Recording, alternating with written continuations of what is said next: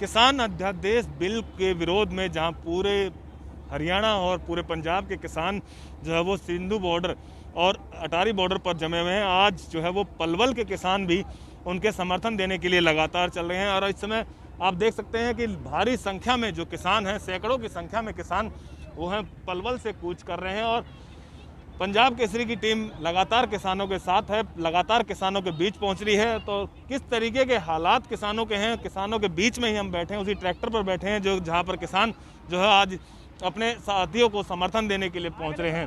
तो कुछ किसानों से हम बात कर लेते हैं कि किस तरीके से क्या कुछ रणनीति बनाई है। जी क्या नाम है जी आपका? देवीलाल शर्मा। देवीलाल जी कहाँ से आप?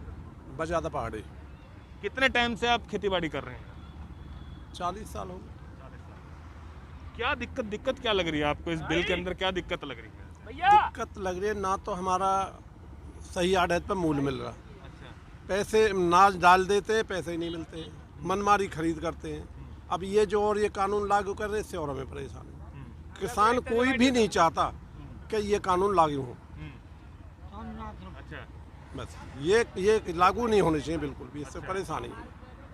आप अब दिल्ली कूच करने जा रहे हैं, सब लोग तैयारी कर लिया? पूरी तरह से तैयारी है जी, और कोई रोकेगा तो हम रुकेंगे ही नहीं। जहाँ तक है बॉर्डर पर रोकें तो वहीं बैठ जाएंगे।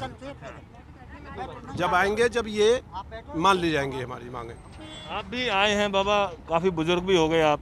क्या नाम है आपका? प्रकाश है। प्रकाश। हाँ जी। अच्छा, आप भी दिल्ली जा रहे हैं? हाँ, दिल्ली जा रहे हैं। तो क्या रणनीति बनाई है आप लोगों ने, क्या ठान के आए हैं? रणनीति ये बनाई है कि हम दिल्ली तक नहीं रोकेंगे पुलिस पे भी, क्योंकि सरकार के जो 3 कानून है ये जो किसान विरोधी हैं।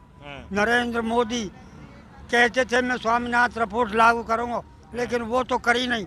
ये कानून बना दिए, ये कानून रख के तो MSCA लिखित में दे, अच्छा, तब हम मानेंगे और नहीं हम दिल्ली जाएंगे। यहाँ भी पुलिस ने रोकने की कोशिश करी थी आपको? पुलिस ने यहाँ रोकने की कोशिश करी, हमने उससे बातचीत की और हमने उनकी लापरवाही करके हम आगे निकल गए।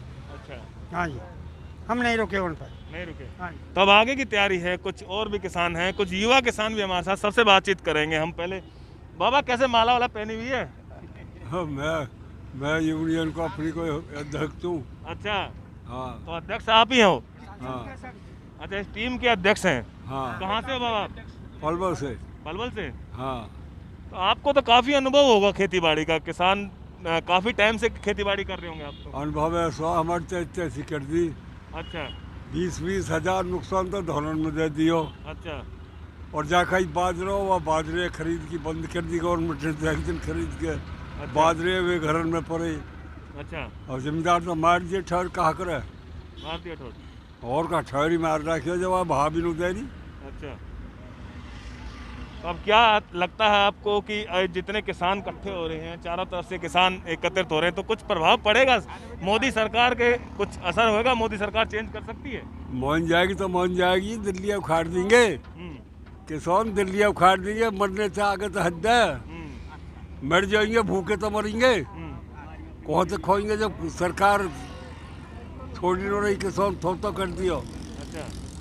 तो कहीं ना कहीं किसानों कहना है कि दिल्ली उखाड़ देंगे किसान, और आप साफ तौर से लग सकते हैं। युवा किसान भी हमारे साथ मौजूद हैं, आप भी युवा किसान हो और किसानों के साथ समर्थन में पहुंचे हो, क्या कहना चाहोगे? देखिए, हम खुद गांव सतपुरा के निवासी हैं, हमारा पैतृक गांव है, हमारे खेत खलिहान है। आज एक बहुत ही पीड़ादायक बात है कि पूरे पंजाब का किसान दिल्ली में कूच करता है, मगर केंद्र सरकार के कान पे जूं नहीं रहेंगी। इन्होंने बिल्कुल किसानों के हितों को ताक पे रख दिया और किसानों के जो शौर्य और इनके अदम्य साहस को हल्के में लेने की गलती जो की केंद्र सरकार ने, आज नतीजा है कि हरियाणा और कई प्रदेशों के कोने कोने से किसान अपना समर्थन देते हुए नजर आ रहे हैं। उसी समर्थन में, उसी अश्वमेघ यज्ञ में ये हमारी छोटी सी आहुति रहेगी। और हम एक ही बात कहते हैं कि किसानों के आंदोलन के आगे सरकार को झुकना पड़ेगा, इसके अलावा सरकार के पास कोई विकल्प नहीं है। हम जैसे भी हैं, जितने भी हैं, हम हमारे किसान परिवारों के साथ खड़े हुए हैं। बिल्कुल, कहीं ना कहीं सरकार को आखिरकार झुकना पड़ेगा। काफ़ी किसान जो है वो हमारे साथ मौजूद हैं। एक बार बाबा, आपका क्या नाम है? मेरा नाम दरियाब सिंह है। दरियाब सिंह। अच्छा, खेती बाड़ी में क्या आज तक कुछ भी फायदा नहीं हुआ, या कभी कोई ऐसा कानून हो आप लोगों के हिसाब से, कुछ ऐसा लगता हो आप लोगों को कि इस तरीके से अगर कोई कानून बनाया जाए तो उसमें फायदा हो सकता हो? किसान तो बिल्कुल मरा हुआ है, और जो इन्हें रणनीति जो बनाई है वो एक बिल्कुल 1 साल बाद किसानों के लिए फांसी है ये। अच्छा। हम तुरंत वापस चले जाएंगे, हमें गारंटी में लिखित में दे दो, और नहीं तो हमार पार की लड़ाई लड़ेंगे, चाहे हम मर जाएं, चाहे हमारा बलिदान हो, चाहे कुछ भी हो। अच्छा, कहीं ना कहीं एक बात तो है बाबा कि पिछले 1 हफ्ते से अधिक समय हो चुका है बॉर्डर पर किसानों को बैठे हो, लेकिन 1 हफ्ते बाद हरियाणा और फरीदाबाद और पलवल के किसान जागे, ये कहीं ना कहीं लेट नहीं हुए हैं किसान को? लेट नहीं हुए जी, हाँ। हमारी कुछ मजबूरियां थी, शादी सूदी चल रही हैं। अब तो ये लोग बिल्कुल बेपरवाह होके शादी ने छोड़ के, काम धंधे को छोड़ के बिल्कुल आर पार की लड़ाई लड़ने के लिए आए हैं। जब तक भी ये नहीं मानेंगे सरकार, हम डटे रहेंगे। हाँ, कुछ भी हो, चाहे पुलिस हमें मारे या पीटे या गिरफ्तार करे, हम बदरपुर बॉर्डर जाके रहेंगे।